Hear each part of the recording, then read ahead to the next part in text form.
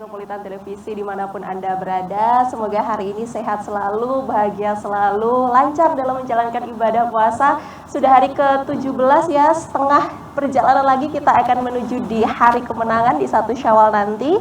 Namun sebelum itu pemirsa juga kita menunggu di jam-jam azan maghrib ya, hari ini menunggu berbuka puasa dengan belajar bersama. Kita akan berbincang dengan para pelajar NU yang sudah hadir di Studio 1 ATV dan hari ini akan membahas mengenai peran pelajar NU dalam membangun bangsa, karena pelajar, cendekiawan, kemudian para siswa-siswi, murid-murid di Indonesia ini juga menjadi pilar dalam membangun NKRI bersama dengan IPNU dan juga IPPNU Kota Batu. Saya perkenalkan untuk Anda pemirsa, sudah hadir di Studio ATV ada Sekretaris IPNU Kota Batu Mas Syahrial Ahmad dan juga Ketua IPPNU Kota Batu ada Mbak Miftahul Hidayati. Kita sama dahulu. Assalamualaikum warahmatullahi wabarakatuh. Waalaikumsalam. Sehat ya hari ini? Alhamdulillah, harus tetap sehat. Sehat luar biasa. Terima kasih sudah hadir di Studio ATV.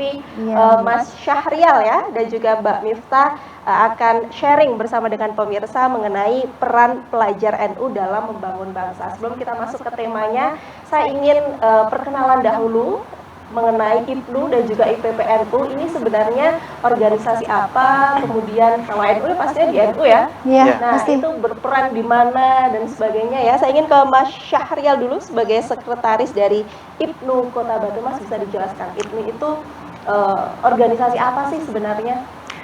Ya, terima kasih. Jadi IPNU itu singkatan dari Ikatan Pelajar Nahdlatul Ulama. Ya, ini salah satu dari Badan Otonom NU. Jadi gerbang awal pengkaderan di NU itu adalah melalui IPNU dan IPPNU.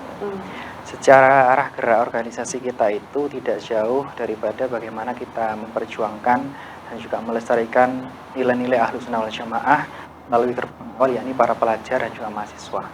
Ahlussunnah wal Jamaah, Mas Syahrial, boleh dijelaskan? Ahlussunnah wal Jamaah itu sesuai dengan pengertian secara bahasa. Ahlussunnah berarti orang yang ahli dalam sunnah-sunnah Kanjeng Nabi Muhammad. Dan wal Jamaah secara bahasa itu artinya adalah golongan atau kelompok.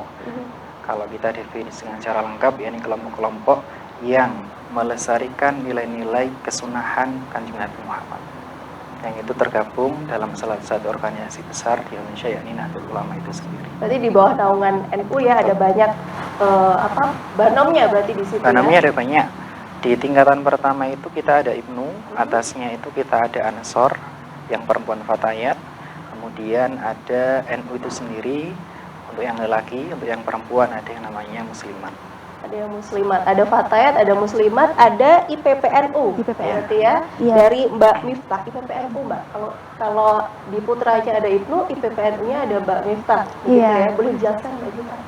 Secara penjelasan sama, namun kita itu sebagai pelengkap IPNU, karena kan kalau laki-laki biasanya kan ada perempuan nih Mbak, kita sebagai pelengkap aja gitu, tapi bukan hanya sekedar pelengkap aja, namun di IPPNU itu kita lebih kepada bagaimana sih peran pelajar putri hari ini gitu, atau teman-teman pelajar putri itu akan kita wadahi di IPPNU.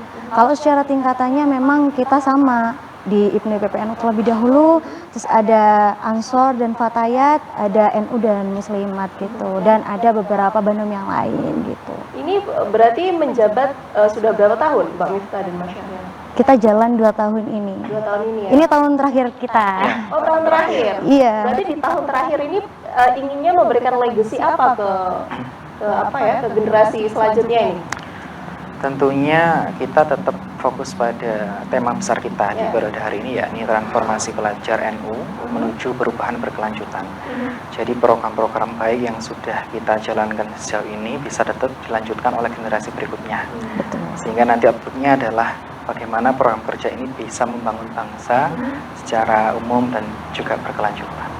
Jadi intinya di peran pelajar itu ya, yang bisa kemudian dilakukan oleh pelajar khususnya di NU, IPPNU dan juga IPNU dalam membangun bangsa itu ya. Kalau saya ingin ke lebih teknis ya, kemudian programnya dalam membangun bangsa ini apa sih di IPPNU dan IPNU? Apakah ada kolaborasi atau seperti apa? banyak program yang kita kolaborasikan tidak hanya dalam internnya IPNU dan IPPNU, namun program yang kita bawa itu bisa kita kolaborasikan dalam halayak umum. Ada salah satu program besar kita, namanya itu adalah Student Care. Student Care ini kita fokus pada kekerasan seksual dan juga pencegahan bullying dan healing gitu Mbak, lebih tepatnya. Dan ada beberapa program kerja yang memang untuk meningkatkan intern dari IPNU IPPNU itu sendiri. Healing, kemudian pencegahan bullying dan juga kekerasan seksual ya. Itu kolaborasi juga IPNU dan juga IPPNU begitu. Betul. Oke. Nah, kenapa kemudian ada 3 poin itu yang dipilih dalam student care? Kenapa tidak poin-poin yang lain begitu? Apakah itu menjadi concern sendiri menyesuaikan dengan kondisi di Kota Batu atau seperti apa, Mas Syahrial? Tentunya dalam membuat program kerja kita pastinya juga memahami kira-kira kebutuhan masyarakat ini seperti apa. Lebih pada kita memahami kebutuhan pelajar itu sendiri. Jadi problem atau masalah apapun yang terjadi di pelajar utamanya, maka tugas sebagai IPNU IPPNU adalah mencarikan solusi dan melaksanakannya. Akhirnya kita temukan, oh ternyata di Kota Batu secara khususnya itu juga masih banyak tragedi atau mungkin masalah-masalah terkait dengan bullying, perundungan, kemudian tadi ada pelecehan seksual, pun juga pada kekerasan fisik. Dari 3 hal ini kita juga berpikir, kira-kira nanti solusinya apa ya? Akhirnya muncullah yang namanya healing. Jadi proses penyembuhan dari batin yang terluka menjadi sehat, seperti itu. Batin yang terluka ya. Oke. Kayaknya nggak cuma bullying dan kekerasan seksual juga ya. Kalau healing kan batin terluka banyak juga. Betul. Itu apakah dari sesi apa? Penjaringan kah, curhat kah, apa FGD kah atau seperti apa? Nah, di student care ini kita punya beberapa step, Mbak. Jadi ada 4 step. Yang pertama adalah edukasi. Kita mengedukasi utamanya kepada anggota dan juga para pelajar untuk kemudian paham apa sih itu bullying. Terkadang kan banyak yang nggak paham. Guyon titik, gapuk, baper gitu guyon, ya. seperti itulah. Dan ternyata itu adalah tindakan bullying. Setelah kita mengedukasi kepada anggota kita sendiri, jadi kita itu punya satgas, satuan tugas student care. Kita edukasi kepada mereka, kemudian mereka kita sebar ke sekolah-sekolah untuk mensosialisasikannya. Jadi edukasi, sosialisasi. Ketika sudah sosialisasi, maka nanti kita akan tahu ternyata ada beberapa pelajar yang kemudian merasakan menjadi korban atau menjadi pelaku. Kita laksanakan yang namanya pendampingan. Pendampingan ini kita tidak berjalan sendiri. Tentunya kita juga bekerja sama dengan stakeholder yang memang fokus dan concern di bidang tersebut, seperti psikolog, kemudian ada parenting, dan orang-orang lain yang sekiranya bisa membantu kita. Kalau kemudian dirasa penyelesaian kasus seperti mungkin adanya bullying ya, sudah kita dampingi tapi masih belum bisa selesai 100%, maka kita lanjut ke step yang 4, yakni penanggulangan. Jadi di dalam penanggulangan ini nanti kita minta bantuan kepada organisasi atau komunitas yang memang fokus di bidang itu, seperti kepolisian atau mungkin lembaga-lembaga hukum dan lain sebagainya. Ini mulai kapan Mas student care ini dijalankan? Student care ini alhamdulillah baru ada di periode hari ini. Jadi di periode 2023. Oh, 2023. 2025. Oke, sampai 2023 sampai 2025 Mas Syahrial, mungkin kalau kasusnya tidak diperkenan untuk di-share ya, tapi apakah sampai juga pada tahap kepolisian tadi dari IPNU sendiri mendampinginya? Tentunya kalau pada sampai kepolisian kita tidak berjalan sendiri. Jadi berjalan dengan lembaga hukum lain yang memang dia konsen di situ. Jadi kalau student care ini fokusnya lebih kepada edukasinya, dan juga mendampingi semampu kami. Karena memang sebagai pelajar kita juga tentunya punya fokus yang berbeda. Tapi karena ini menjadi program utama, kita juga bagaimana bisa memberikan sedikit solusi lah kepada teman-teman yang mengalami hal semacam itu. Di kantor kita pun itu ada yang namanya space healing. Jadi ruangan khusus yang memang kita peruntukkan untuk teman-teman ini bisa curhat. Curhat kepada kita selaku konselornya. Kira-kira masalah apa nih yang kamu alami yang kemudian kita bisa bantu. Sehingga dengan satu itikat baik seperti itu kita bisa mengurangi tragedi bundir mungkin, galau, keberlanjutan terlalu jauh dan sebagainya. Putus cinta gitu ya, Nah, betul bisa ya? sekali, bisa. Karena permasalahan yang ada itu kemudian dirasa besar, padahal kan masalah kecil ya, Betul tapi dirasa sekali. besar karena tidak ada teman untuk bercerita. Dan IPNU dan juga IPPNU ini memberikan wadah kepada para pelajar begitu ya, tidak hanya khususnya di NU juga ya pastinya, tapi juga umum untuk bisa bercerita, setidaknya mengurangi beban masalah tadi dengan healing dan ada ruangan khusus di IPNU dan juga IPPNU tadi. Kita lanjutkan pemirsa mengenai peran pelajar NU dalam membangun bangsa. Usai jeda kami akan segera kembali untuk Anda.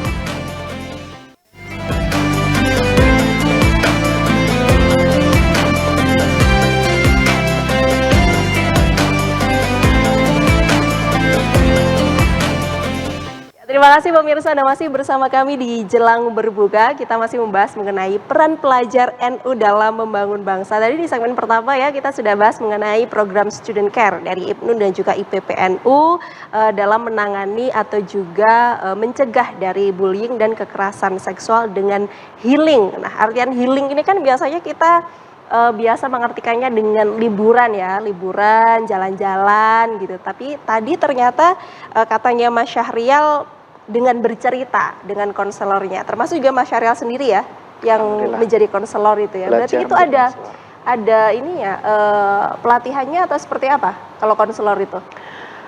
Tentunya karena ini juga program awal kita menggandeng banyak orang sebetulnya. Jadi orang-orang yang memang bisa membantu agar program ini bisa berjalan dengan baik. Terkait dengan konseling ini, kita sudah punya dan memang sudah bermitra jauh dengan Bu Era Lentera. Beliau adalah praktisi parenting dan juga praktisi teman cerita lah bahasanya. Jadi bagaimana kita bisa memahami teman kita sendiri dan apa yang kita miliki bisa kita berikan kepada mereka sehingga membuahkan solusi yang bisa mereka praktikkan.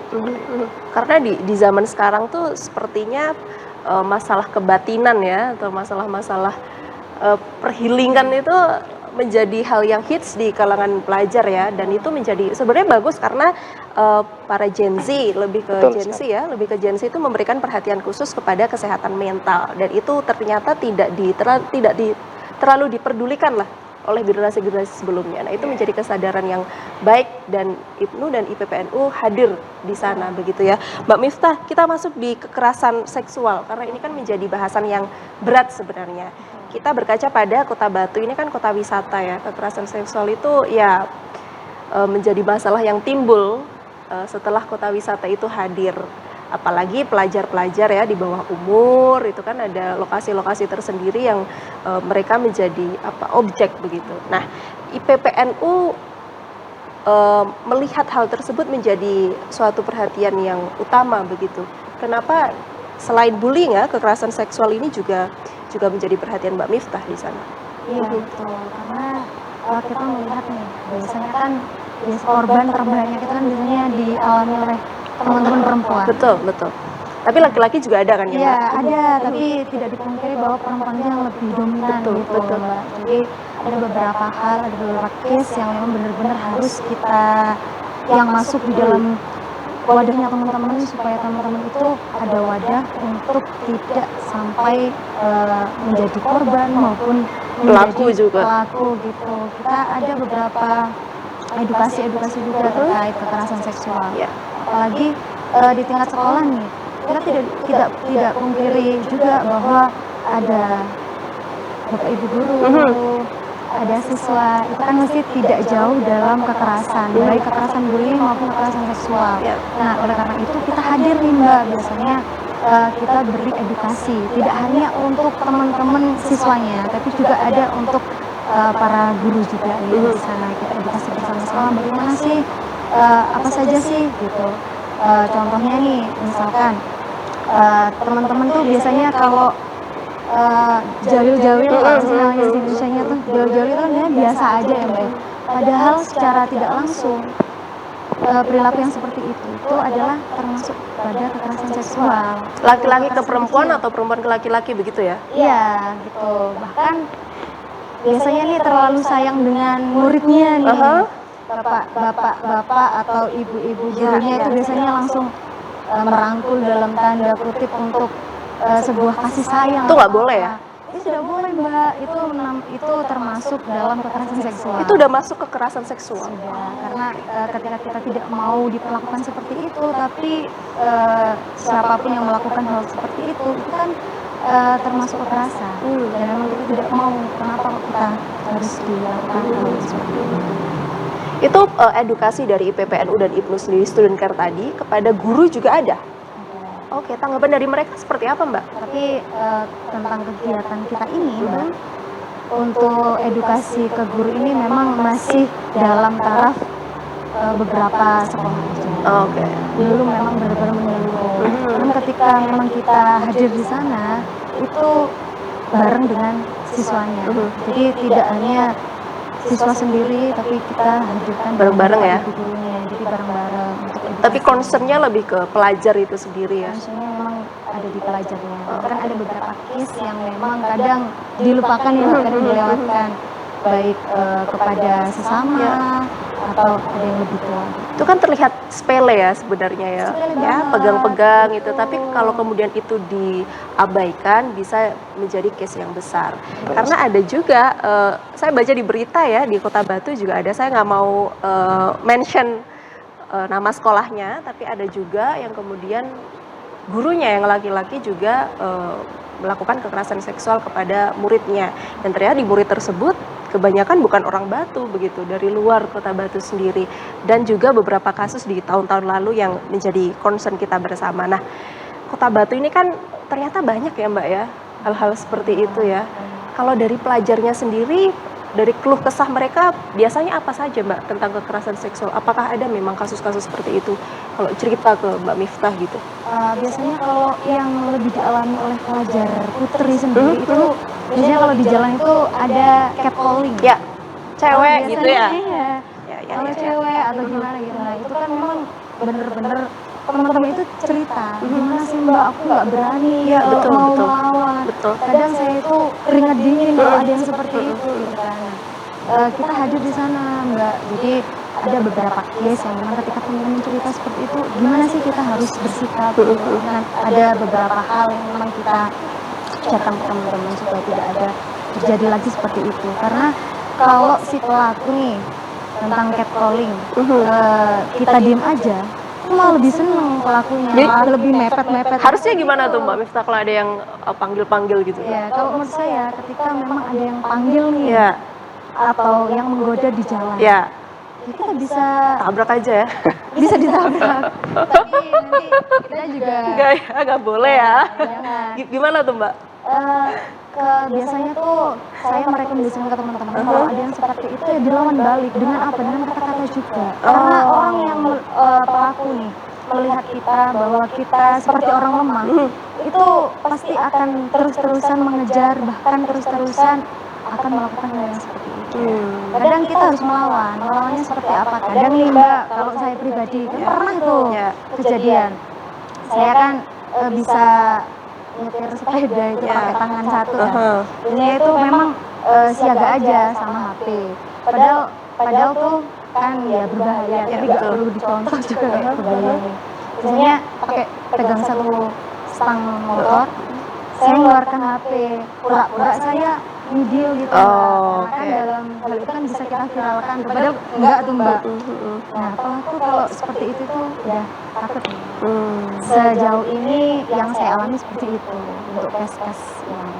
Jadi harus lebih berani gitu ya. Harus lebih berani karena kalau pelaku melihat celah kita untuk lemah, pasti pelaku akan terus melakukan hal yang sama. Karena mereka merasa, mungkin secara psikologi merasa lebih superior gitu ya. Dan korban dianggap inferior begitu. Nah, hal tersebut yang kemudian ngasih makan terhadap egonya pelaku gitu. Nah, kita harus lebih berani untuk itu ya. Jadi kalau dikatain ya katain balik gitu ya. Atau kemudian kita ngancem ya, intimidasi dikit lah ya dengan memvideo itu, mereka juga pasti akan takut. Kalau sekarang kan zamannya udah viral gitu. Jadi kalau hal-hal seperti itu bisa kita lawan dengan lebih berani, insya Allah lah kita terhindar ya dari hal-hal seperti itu. Kita lanjutkan pemirsa di jelang berbuka. Usai jeda berikut ini kami akan segera kembali untuk Anda. Tetaplah bersama kami.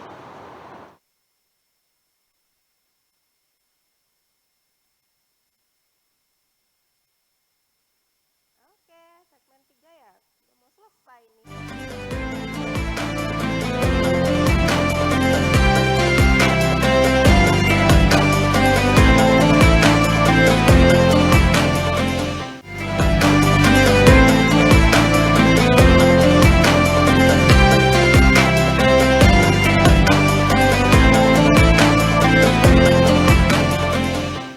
Terima kasih pemirsa, Anda masih bersama kami di Jelang Berbuka, masih bersama dengan Ibnu dan juga IPPNU Kota Batu membahas mengenai peran pelajar dalam membangun bangsa. Lebih khusus di Student Care ya, dari programnya Ibnu dan juga IPPNU. Mas Syahrial Ahmad sebagai direktur ya, Direktur Student Care. Ya, Nah, PNC. tadi kita sempat berbincang nih Mas Syahrial ya, ternyata ada prestasi-prestasi ya yang diraih oleh Ibnu dan juga IPPNU melalui Student Care ini. Boleh diceritakan Mas Syahrial apa itu prestasinya? Jadi Ibnu ini kan banyak ya. Jadi dalam tanda kutip setiap kota kabupaten itu pasti ada. Ya. Kemarin pada waktu Konferwil, konferensi wilayah Ibnu Jawa Timur, selalu mengadakan yang namanya Ibnu Awards. Jadi memilih mana ini Ibnu kota kabupaten yang memiliki inovasi atau program yang menarik. Nah, kemarin alhamdulillah Kota Batu, Ibnu Kota Batu mendapatkan juara 2 Ibnu Awards dengan inovasi program Student Care ini. Jadi dalam proses perlombaan itu kita sudah berikan berbentuk esai. Jadi Student Care ini secara program kerja itu teknik pelaksananya itu gimana? Hingga output, kemudian siapa yang terlibat dan bagaimana penerapannya keseharian itu sudah kami cantumkan di esai. Alhamdulillah dari hasil seleksi panitia pelaksana menetapkan Ibnu Kota Batu menjadi juara 2 se-Jawa Timur. Juara 2 se-Jawa Timur karena ada Student Care ini, ada healing terapi tadi ya. Betul sekali. Mas Syahrial, itu kalau healing itu apakah kemudian dari para pelajar yang menghubungi jenengan-jenengan semua atau dari Ibnu IPPNU yang menjemput bola atau bisa keduanya atau seperti apa? Tentunya timbal balik ya. Kemarin kita terakhir itu mengadakan kegiatan namanya Unbreakable Me. Ya. Jadi memang khusus kita sediakan untuk para pelajar. Jadi di situ kita juga membahas terkait dengan healing. Healing ini kan secara bahasa adalah proses penyembuhan luka batin seperti itu. Karena kita konteksnya adalah pelajar NU, maka kita kolaborasikan bagaimana kita prosesnya ini juga ada pendekatan diri kepada Allah SWT melalui membaca amalan-amalan yang bisa menyejukkan hati dan pikiran. Sehingga kalau sudah seperti itu, apa yang kemudian kita berikan kepada para teman-teman di pelajar yang mungkin merasakan tindakan-tindakan semacam itu bisa lebih lega, lebih puas, dan lebih terbuka lagi. Sehingga yang awalnya mungkin gara-gara mendapatkan masalah-masalah seperti kekerasan seksual, kekerasan fisik, atau mungkin bullying, dia menjadi berani, menjadi terbuka, dan prestasinya bukan malah menurun, tambah menaik. Tambah naik ya, menjadi apa, bahan bakar ya kalau dibully itu, oh berarti aku harus menunjukkan yang baik gitu kepada para pembuli-pembuli itu. Mbak Miftah menanggapi nih, kalau kita lihat di sosial media gitu ya, ketika curhat, banyak masalah dan lain sebagainya, para orang tua ini kebanyakan memberikan tanggapan karena kita kurang sholat, kita kurang mengaji, kita kurang mendekatkan diri kepada Allah. Nah, apakah memang seperti itu atau apa sih Mbak yang sebenarnya terjadi kalau kemudian masalah kebatinan itu muncul? Itu bisa menjadi faktor juga, tapi faktor utamanya itu memang pada pikiran kita sendiri, Mbak. Kan itu muncul karena pikiran kita. Coba misalkan pikiran kita itu mengarah kepada pikiran yang positif, atau tontonan kita nih Mbak, kan biasanya sekarang itu anak muda hari ini kan suka scroll. Betul, aku itu. Nah, aku juga. Biasanya kalau scroll tuh biasanya menyesuaikan suasana hati, ya nggak sih Mbak, biasanya gitu. Wah, sekarang lagi pengen galau nih. Itu yang di scroll tambah galau ya. Tambah galau. Kadang ada beberapa case yang memang mengarah kepada hal-hal yang negatif banget gitu. Nah, biasanya hal-hal seperti itu bisa kita bisa kita batasi dengan sholat, terus mengaji dan lain-lain juga bisa. Namun lebih baiknya kalau menurut pribadi saya itu adalah melakukan hal-hal atau kegiatan yang positif. Contohnya kita meluangkan kegiatan waktu dalam berorganisasi. Contohnya kan banyak tuh Mbak, kita banyak bertemu orang. Kan kadang orang satu dengan orang yang lainnya kan membawa hal-hal yang berbeda. Ada yang lebih kepada pengaruh positif gitu kan Mbak. Itu yang akan kita serap gitu. Itu menjadi salah satu faktor juga untuk kita bisa tetap sama-sama mencegah hal-hal yang tidak baik gitu. Jadi lebih ke balancing ya tadi Balancing. ya, penjelasan Mas Syahrial dan Mbak Miftah tadi, menyibukkan diri dengan kegiatan yang positif dan juga mendekatkan diri kepada Allah Subhanahu wa taala, Tuhan Yang Maha Esa begitu ya. Nah, itulah kenapa IPNU dan IPPNU hadir dan kemudian mendapat juara 2 tadi, karena ada pendekatan healing yang berbeda pastinya ala NU gitulah ya istilahnya ya. Mbak Miftah dan Mas Syahrial, karena ini udah 2 tahun berjalan ya di tahun terakhir kepemimpinan jenengan-jenengan semua ini, berarti ini nextnya ada pergantian pengurus ya atau seperti apa? Nah, boleh dijelaskan Mbak Miftah mungkin? Kita namanya kalau di KPU itu kan pesta demokrasi nih Mbak. Kalau di IPNU PPNU namanya adalah konferensi cabang. Kita Konfercap ya? Iya, konfercap. Kita memilih pemimpin yang baru. Dan konferensi kita itu memang ada beberapa rangkaian untuk menuju ke sana. Jadi tidak hanya menunggu bulan kita langsung pemilihan, tapi enggak. Ada beberapa hal yang memang kita bawa di dalam konferensi, terutama dalam peran pelajar NU itu sendiri. Ada beberapa hal yang memang kita bawa, salah satunya adalah ada pelajar NU Award. Itu yang mana beberapa pimpinan yang ada di bawah kita, baik di tingkat kecamatan maupun di tingkat desa maupun di tingkat sekolah, itu kita adakan semacam awarding untuk mengetahui potensi-potensi yang ada di sana. Misalkan nih teman-teman yang ada di desa A, ternyata potensinya itu lebih kepada tata administrasinya yang lebih rapi atau beberapa pengkaderan yang memang lebih bisa mereka kelola. Nah, itu akan kita awardingkan di sana. Itu bukan salah satu untuk kompetisi yang seperti apa itu enggak Mbak, tapi untuk menjadikan hal-hal untuk pemicu aja sih. Penjaringan juga ya, berarti pemetaan juga ya, apa prestasi-prestasi yang ada di bawah begitu ya. Berarti sampai sekolah juga ya Mbak ya? Kita sampai sekolah. Alhamdulillah kita masih fokus pada sekolah yang dinamakan Nahdlatul Ulama. Insya Allah nanti mungkin bisa diteruskan kepada pemimpin yang baru, bisa menyeluruh di sekolah umum. Melebarkan sayap begitu ya. Berarti ini kan Maret ya Mbak ya. Berarti nanti konferensi cabangnya kapan itu? Insya Allah kita laksanakan di akhir bulan Juli. Juli ya. Berarti di Maret ini apa kegiatannya untuk next to Convercap itu? Next to Convercap itu kita ada ini pengenalan IPNU PPNU Award. Yang tadi ya berarti ini sudah berjalan. Sudah dikenalkan. Namun kita akan turba namanya. Turun ke bawah terkait kesiapan, terus dokumen yang memang harus disiapkan dan lain-lain itu akan kita bawa di sana di kegiatan turba kita. Kita akan keliling ke seluruh Kota Batu. Berarti persiapannya apa Mas Syahrial sebagai sekretaris IPNU ya untuk turba itu? Tentunya turba ini kita juga sebagai cabang ya, jadi menyiapkan administrasi secara lengkap. Karena kita di cabang ini posisinya adalah yang mengadakan, maka tentunya kita menyusun teknis, administrasi, organisasi, kaderisasi dan sebagainya sekiranya bisa kita berikan kepada para ranting dan BAC yang itu juga memudahkan mereka dalam melaksanakannya. Kemarin sebenarnya kita juga ada Sparkling Ramadan, Mbak. Apa jadi, itu? Sparkling Ramadan ini ya acara kegiatan buka bersama, kemudian kita ada pengajian aswaja, kemudian ada sosialisasi pelajaran award, kemudian ada sahur on the road, dan khotmil Quran. Namanya Sparkling Ramadan ini kan secara bahasa artinya bersinar atau berkilau. Jadi kita mengkilaukan Ramadan dengan kegiatan-kegiatan positif tadi itu.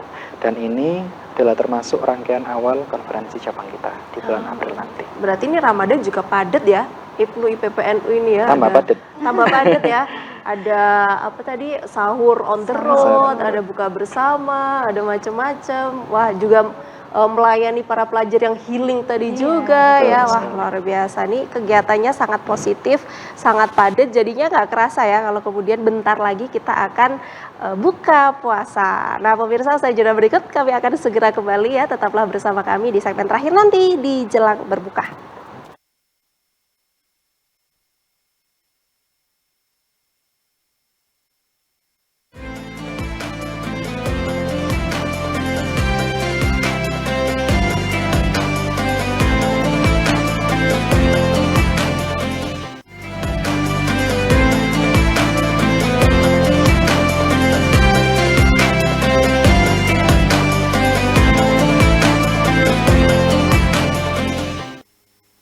Terima kasih pemirsa, dan masih bersama kami di Jelang Berbuka. Kita sudah pada segmen terakhir hari ini membahas mengenai peran pelajar dalam membangun bangsa bersama dengan IPNU dan juga IPPNU Kota Batu. Kita masuk di segmen terakhir, Mbak Miftah, Mas Syahrial, harapan, mimpi-mimpi besar dari para pemimpin IPNU dan juga IPPNU, atau pesan kepada generasi selanjutnya nanti ya, yang memimpin IPNU dan juga IPPNU selanjutnya apa? Kira-kira dari Mas Syahrial dulu deh, monggo. Tentunya kita sebagai pelajar dan juga anak muda harus terus bergerak ya. Jadi bergerak, menggerakkan orang lain. Di IPNU IPPNU itu ada jargon lah, semacam jargon. Ada sebutannya itu belajar, berjuang, dan bertakwa. Bagaimana sebagai insan kita harus tentunya terus belajar beradaptasi dengan diri kita sendiri, dengan orang lain, dan dengan zaman. Dengan belajar kita akan mengenali potensi diri kita sendiri. Yang kemudian yang kedua adalah berjuang. Setelah kita mendapatkan ilmu dari hasil belajar kita, maka kita harus berjuang, berdakwah, menyampaikan kemanfaatan kepada orang lain, sehingga orang lain juga bisa menerima kemanfaatan dari kita. Kemudian bertakwa, belajar, berjuang, bertakwa. Setelah kita belajar, setelah kita berjuang, maka segala hasil apapun kembalikan kepada Allah Subhanahu wa taala, karena Allah lah yang Maha menentukan nasib kita, kan seperti itu. Jadi melalui implementasi belajar, berjuang, bertakwa, insya Allah kita menjadi pribadi atau insan yang mulia dan selalu setiap harinya itu bertambah baik dan bertambah baik. Luar biasa sekali, belajar, berjuang, bertakwa ya. Soft spoken ya Mbak Miftah ya, kalau kita kalau konselornya kayak gini ya insya Allah betah ya para gitu ya. Iya, sampai buka nanti betah ya. Ada testimoninya itu ya udah. Mbak Miftah sendiri Mbak, dari Mbak Miftah untuk para IPPNU atau para pengurus IPPNU, monggo. Tentunya kalau harapan besar, kalau kita sesuai dengan para ahli, kalau kita ingin melihat suatu bangsa itu maju dengan masa depannya, itu kan melihat kepada pemudanya. Ya, betul. Pemudanya adalah kita hari ini. Bagaimana caranya kita untuk mengisi beberapa ruang untuk bisa bersama-sama untuk terus melakukan kegiatan positif, untuk melakukan kegiatan yang memang bisa mengasah soft skill dan hard skill kita, terutama di IPPNU. Karena IPPNU adalah sebuah wadah yang mana pelajar putri biasanya takut untuk berbicara, takut untuk melakukan segala sesuatu, takut untuk action tentunya. Namun dalam IPPNU kita melakukan banyak hal yang memang bagaimanapun kita bisa lakukan bersama-sama. Jadi jangan takut, karena untuk pelajar NU kita bisa membangun bangsa untuk bersama-sama sesuai dengan harapan kita bareng-bareng menuju Indonesia Emas 2045 ya. Kalau kita bayangin membangun bangsa tuh kayaknya besar banget gitu ya, atau susah banget, ternyata kita bisa lakukan di sekeliling kita, atau tidak dari diri sendiri dulu deh gitu ya. Mas Syahrial dan Mbak Miftah ya, dari diri sendiri dulu, healing tadi, kemudian mengobati luka batin, itu kan insya Allah juga kalau diri kita sendirinya sudah baik, sudah sembuh, sudah full heal ya, nanti bisa kemudian kita memberikan manfaat kepada sekitar ya. Mbak Miftah, kalau dari Mbak Miftah, tokoh yang diidolakan dari NU sendiri adakah? Ada Mbak. namanya adalah Ibu Haja Umroh Mahfudoh. Siapa itu? Itu adalah salah satu pendiri IPPN. Kenapa saya mengidolakan? Karena banyak sekali perjuangan-perjuangan beliau tentunya yang memang menginspirasi kita untuk terus belajar berjuang dan bertakwa. Karena sebelum adanya IPPNU, yang berdiri terlebih dahulu adalah IPNU dulu, Mbak. Jadi IPPN itu berdiri 1 tahun setelah IPNU. Setelah IPNU, oke. Betul. Jadi Bu Haja Umroh Mahfudoh ini melaksanakan kegiatan rutinan perempuan, lebih tepatnya itu pada perkumpulan IPNU juga sih namanya, kan itu dulu masih dalam pelajar NU itu gitu aja kan Mbak. Jadi pelajar putra putri itu bergabung jadi satu. Namun merasa bahwa Ibu Haja Umroh Mahfudoh ini ketika IPPNU hadir atau perempuan hadir itu ada beberapa case yang memang tidak bisa diambil di dalamnya. Makanya Bu Haja Umroh Mahfudoh itu membuat wadah untuk perempuan sendiri untuk mengembangkan soft skill dan hard skill-nya perempuan itu sendiri. Makanya ada beberapa penyesuaian baik yang ada di IPNU maupun IPPNU. Namun kita memang berjalannya itu berdampingan. Karena organisasi IPNU IPPNU ini organisasi pemuda yang memang bagaimana caranya untuk kita melaksanakan kegiatan-kegiatan pemuda hari ini untuk tidak sebatas pemuda ini perempuan saja, namun ada perempuan putri, perempuan laki-laki gitu. Pelajar putri dan pelajar laki-laki gitu, Mbak, lebih tepatnya. Oke, jadi bersinergi ya antara IPPNU dan juga IPNU tadi. Kalau ya selisih 1 tahun sih nggak terlalu lama ya Mbak ya, berarti peran perempuan juga diperhitungkan sangat di sana ya oleh beliau begitu ya. Kalau dari Mas Syahrial sendiri sebagai sekretaris IPNU, idolanya siapa Mas kalau boleh tahu? Banyak Mbak. Satu yang paling diidolakan. Banyak, selain pendiri Nahdlatul Ulama sendiri. Mbak seperti Hashim ya, Hashim berarti ya. Asy'ari, kemudian Kiai Bisri Samsyuri, kemudian ada Kiai Wahab Habsyullah. Kalau di IPNU itu ada pendirinya Kiai Haji Tolha Mansur, yang kebetulan adalah suami daripada Bu Haja Oke, berarti suami istri sama-sama berdaya ya. Wah, luar biasa itu ternyata. Kalau kemudian kita lihat realitanya sekarang ya, yang perempuan wah gajinya kayaknya lebih besar, yang laki-laki merasa terintimidasi atau dideskripsikan begitu kan, ternyata dari IPNU dan juga IPPNU ini punya kolaborasi yang luar biasa antara suami istri itu ya, dan juga membangun organisasi yang insya Allah juga bermanfaat bagi pelajar putri dan juga putra untuk setara itu ya Mbak Miftah ya, untuk setara. Tidak sama tapi setara. Kita harus gitu ya. itu, Mbak. Oke. Terakhir saya ingin memberikan closing statement dari masing-masing IPNU dan juga IPPNU ke Mas Syahrial dulu sebagai sekretaris mengenai peran pelajar NU dalam membangun bangsa, Mas. Monggo. Terima kasih. Kita sebagai pelajar tentunya punya kewajiban untuk bisa membangun bangsa sesuai dengan potensi dan kemampuan kita. Tidak harus yang besar, tapi juga mulai dari hal yang kecil, mengobati diri kita, kemudian mengobati orang lain, dan bermanfaat untuk bersama. Sesuai dengan apa yang sudah disampaikan oleh banyak ulama, qafaliyas, khairun nas, anfa'uhum nas, barang siapa manusia terbaik adalah manusia yang bisa bermanfaat bagi orang lain. Semoga kita masuk dalam golongan manusia-manusia tersebut. Betul. Terakhir Mbak Miftah sebagai Ketua IPPNU, monggo. Pastinya closing statement hari ini bagaimana cara kita untuk membangun peran pelajar khususnya untuk membangun bangsa. Pastinya kita sebagai pelajar NU Kota Batu harus bisa melihat sekeliling kita, Mbak. Kita harus peduli dengan sesama, jangan mengandalkan egois kita sendiri karena ada beberapa banyak hal orang-orang yang memang membutuhkan satu dengan yang lainnya. Jadi mulai dari diri kita bisa melakukan banyak manfaat untuk orang lain.